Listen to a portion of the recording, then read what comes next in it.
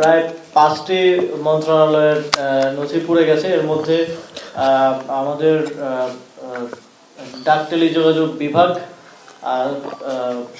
বিভাগ হচ্ছে আংশিকভাবে ক্ষতিগ্রস্ত হয়েছে।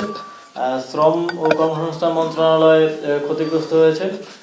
যুব ক্রীড়া এবং স্থানীয় সরকার পল্লী উন্নয়ন সমবায় মন্ত্রণালয়, এছাড়াও রোডস অ্যান্ড হাইওয়ে সেটাও ক্ষতিগ্রস্ত হয়েছে। এই রোডস অ্যান্ড হাইওয়ে ডিভিশন আর হচ্ছে ডাক টেলিযোগাযোগ ডিভিশন আর বাকি 3টা মন্ত্রণালয়, এই মোট 5টা মন্ত্রণালয়ের নথিগুলো ক্ষতিগ্রস্ত হয়েছে। এর মধ্যে যুব ক্রীড়া মন্ত্রণালয়ের নথির কার্যক্রম অনলাইনে থাকার কারণে সেটা আমরা রিকভার করতে পারবো, কিন্তু স্থানীয় সরকার পল্লী সমবায় মন্ত্রণালয়ের কার্যক্রম পুরোটাই অ্যানালগ ভাবে হয়, পুরোটাই ফাইলে হয়। সুতরাং যে শাখাগুলোর নথিগুলো আসলে পুড়ে গেছে সেগুলো কতটুকু রিকভার করা যাবে সেটা ক্ষয়ক্ষতি নিরূপণ করার জন্য আমাদের মন্ত্রণালয় পর্যায়ে একটা কমিটি আমরা করেছি।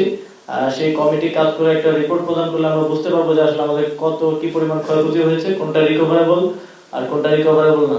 আমরা স্থানীয় সরকার বিভাগে আমি দায়িত্ব গ্রহণ করার পর আমরা কিছু অর্থনৈতিক অসঙ্গতি লক্ষ্য করেছি।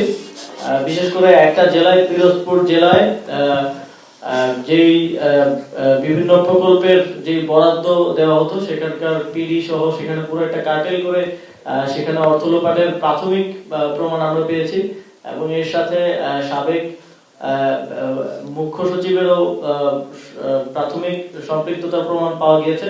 সেটার বিস্তারিত তদন্ত এখনো চলছে, তবে সেটা আমরা প্রথমে ধারণা করেছিলাম যে সেই তদন্তের যে ফাইলগুলো ছিল মন্ত্রণালয়ে সেগুলো ক্ষতিগ্রস্ত হয়েছে, কিন্তু যেহেতু পিরোজপুর জেলা পর্যায়ে সংগঠিত হয়েছে, জেলা থেকে আবার আমরা ফাইলগুলো রিকভার করতে পারবো।